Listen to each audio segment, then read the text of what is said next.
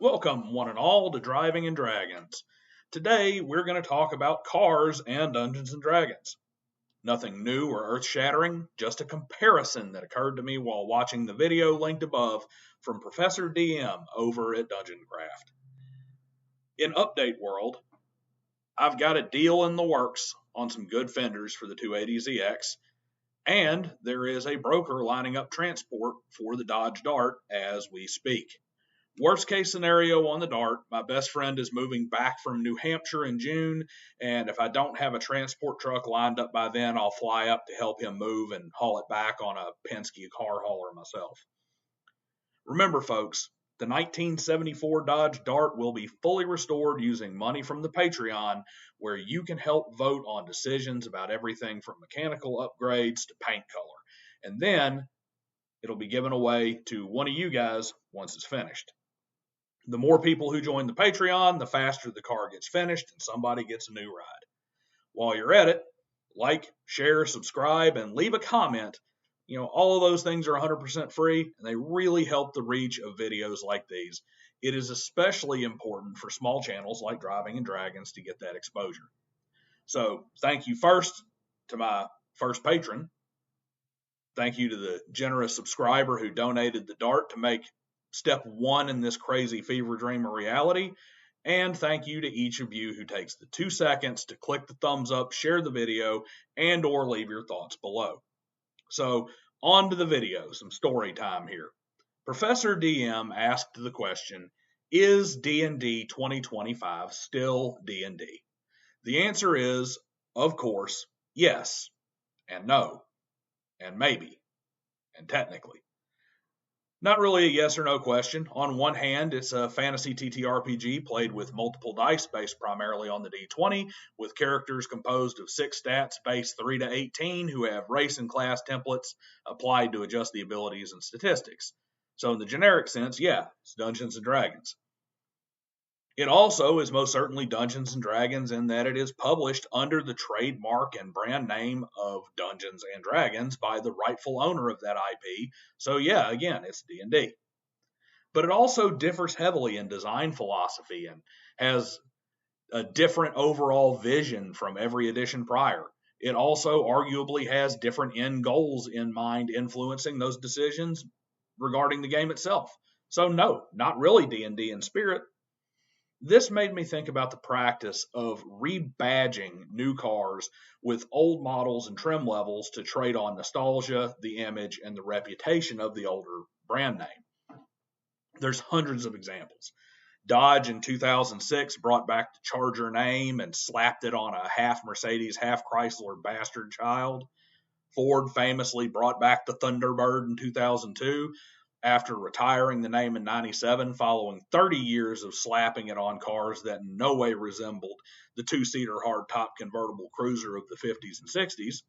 Pontiac gave us an Australian V8 sedan that they stuck a GTO badge on in 2004 after a 30-year hiatus. And who can forget the VW New Beetle and the Toyota Supra that's more BMW than JDM. Sometimes there's a break. Sometimes the badge quietly exists in the back catalog somewhere, but we've all seen this. The badge that Professor DM's video brought to mind for me, asking is 5.5 really D&D, was the legendary Oldsmobile 442.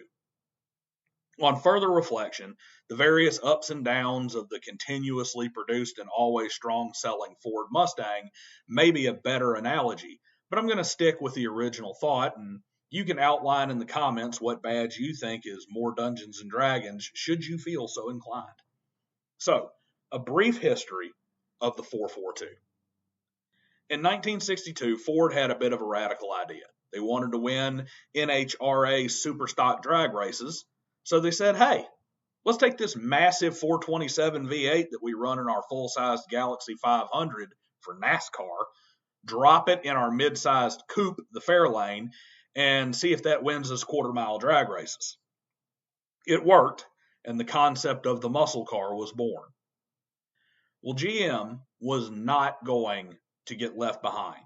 So the next thing you know, Chevy, Olds, Buick, and Pontiac are throwing big V8s and mid-sized family cars and slapping badges like SS and GTO and Grand Sport on them. Enter the Oldsmobile Cutlass, standard with a 3.7-liter V6. Bolt on a 4-barrel carburetor on top of the 330 V8, bolt it to a 4-speed manual gearbox, and run dual exhaust, and look at that, 442. In 65, they made some changes.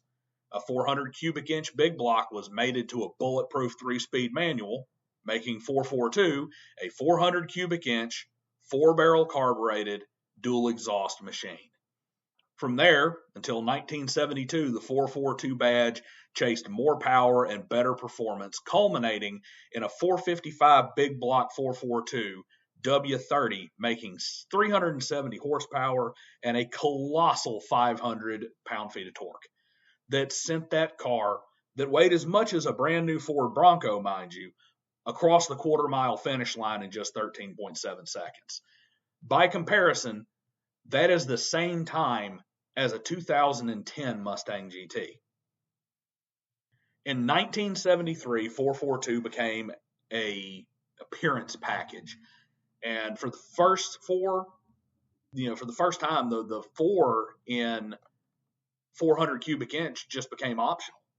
And by 78, there was no more meaning to 442 at all. It was just some suspension tuning and a sticker. There wasn't even a 400 cubic inch option anymore, nor a 4-barrel carburetor. Then, 12 years later, after a decade of being at most a mild performance package and more often a fancy badge, Oldsmobile announced that the 442 would once again mean something. It would be its own model of the Cutlass line. A 2.3-liter 4-cylinder with 4 valves per cylinder and twin camshafts. 442. This is where it becomes a D&D story. In the 1970s, Gary Gygax had this revolutionary idea. He took a medieval miniatures wargame called Chainmail and bolted on some new performance parts and made a game called Dungeons & Dragons. The OD&D experiment worked, so he went full bore. More power, more features. A more complete performance machine called Advanced Dungeons & Dragons. This concept was developed, more tweaks, a stronger transmission, input from a true performance developer, Hearst in the case of the 442, 2nd edition AD&D.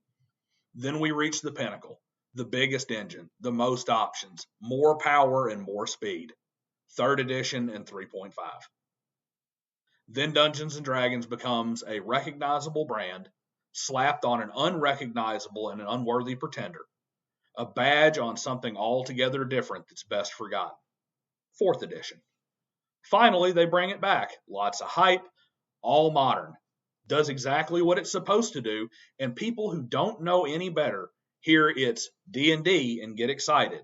They take it out and enjoy it because it certainly is the performance model compared to its contemporary, but all the old gearheads know that 5e is not the D&D that they grew up with. It's not even close. Then the parent company makes a bunch of unbelievably stupid decisions and eventually tosses the brand in the garbage on its way to bankruptcy. At least that's what happened with Oldsmobile and General Motors. Is that Dungeons & Dragons 2025? Hasbro shelves the D&D name after a few years of nothing burger sales before liquidating Wizards of the Coast on the way to a Chapter 11? Who knows? You tell me. Is Dungeons & Dragons the 442? Or do you have a better analogy? Well, thanks for joining me for story time, folks. I'll see you next time where we will once again ask our own favorite question, are you experienced? See you then.